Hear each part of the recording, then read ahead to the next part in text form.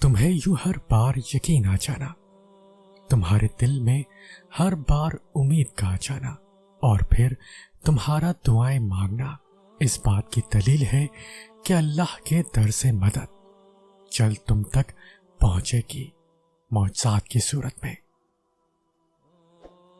وہ کبھی تمہیں تکلیف میں مبتلا نہیں کرتا اور نہ ہی وہ تمہیں تکلیف میں دیکھ سکتا ہے، اسی لیے جب تمہیں کوئی چیز ستانے لگتی ہے تو وہ اس کو تم سے دور کر دیتا ہے۔ جب تم خوشی کے ذریعے اس تک پہنچ نہیں پاتے تب وہ ایسے حالات پیدا کر دیتا ہے کہ تم اس کی طرف دوڑے چلے جاتے ہو۔ تمہیں بھلے اس سے محبت نہ ہو مگر اس کو تم سے اتنی محبت ہے کہ وہ تمہیں خود سے دور جاتا ہوا نہیں دیکھ سکتا۔ اللہ کی مدد تب آتی ہے جب مایوس کن حالات میں بھی تم دل دماغ پر وسوسے حاوی نہیں ہونے دیتے اور تمام تر بند نظر آنے کے باوجود بھی پورے یقین سے اللہ سے رجوع کرتے ہو، تب وہ تمہارے لیے ایسے ذریعوں سے مدد بھیجتا ہے جن کے بارے میں تمہاری عقل گمان بھی نہیں کر سکتی۔ پھر بگڑے کام سنورتے ہیں اور دعائیں سن لی جاتی ہیں۔ تمہارا پختہ یقین اللہ سے اپنی بات منوا لیتا ہے۔ جب آپ لوگوں کے انکار کے بعد بھی اللہ پر یقین رکھتے ہیں تو پھر معجزے ہوتے ہیں، رکاوٹیں وسیلہ بن جاتی ہیں اور مقدر کی لکیریں بدل جاتی ہیں۔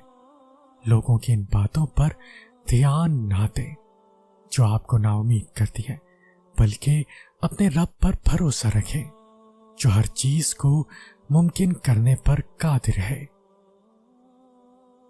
کیوں وسوسے ستا رہے ہیں تمہیں؟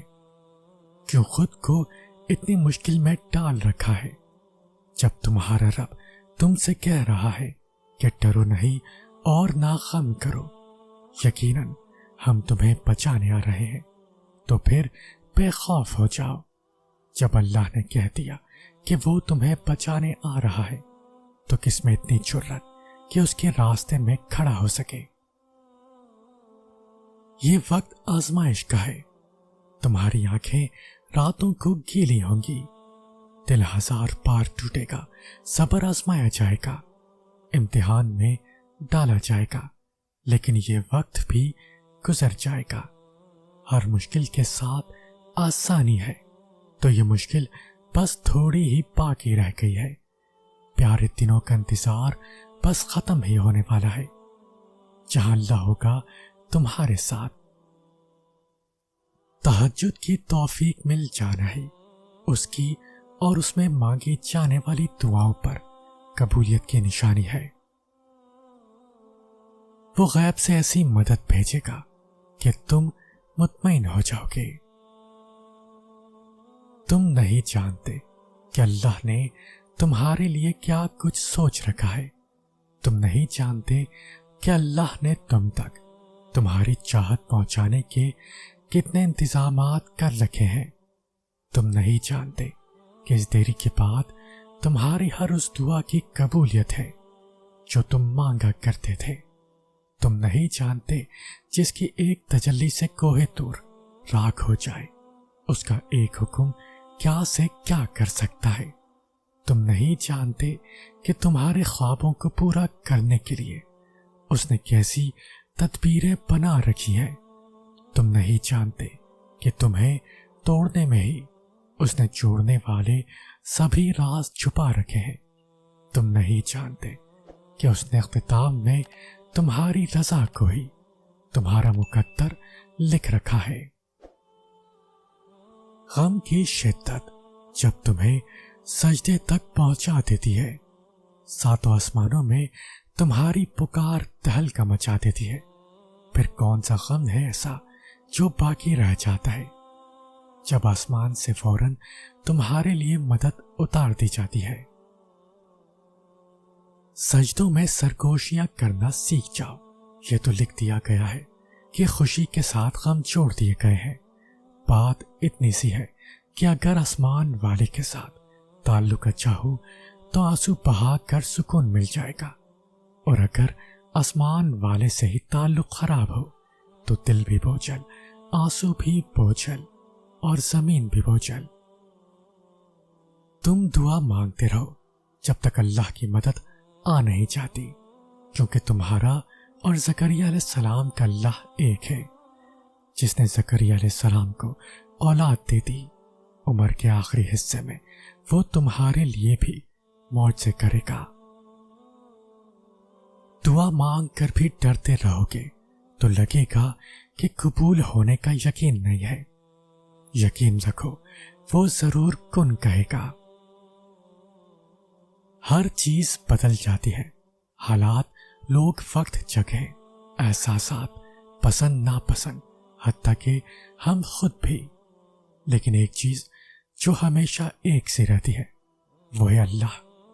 تمہارے ساتھ ہے اللہ۔ اللہ نے تمہیں نہیں چھوڑا ہے، اور اللہ کی نظروں میں، اور تم ہر وقت اللہ کی نظر میں ہو۔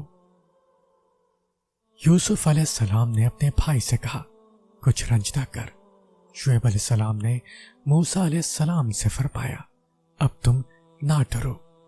اور محمد صلی اللہ علیہ وسلم نے اپنے ساتھیوں سے کہا، غم نہ کرو، اللہ ہمارے ساتھ ہے۔ اور اللہ پاک خود فرماتے ہیں کہ اللہ کے سوا نہ تو تمہارا کوئی دوست ہے اور نہ ہی مددگار۔ جب تم محسوس کرنے لگو کہ آخری حد تک آزمائے جا رہے ہو تو سمجھ جاؤ کہ تمہارے معاملے کا فیصلہ اور اللہ کی جانب سے مدد کا وقت یقیناً بہت قریب آ رہا ہے۔ بس تم اللہ کی جانب سے آنے والے حکم کے انتظار میں صبر کیے رہو۔ اللہ کسی بھی حال میں تمہیں در بدر نہیں ہونے دے گا،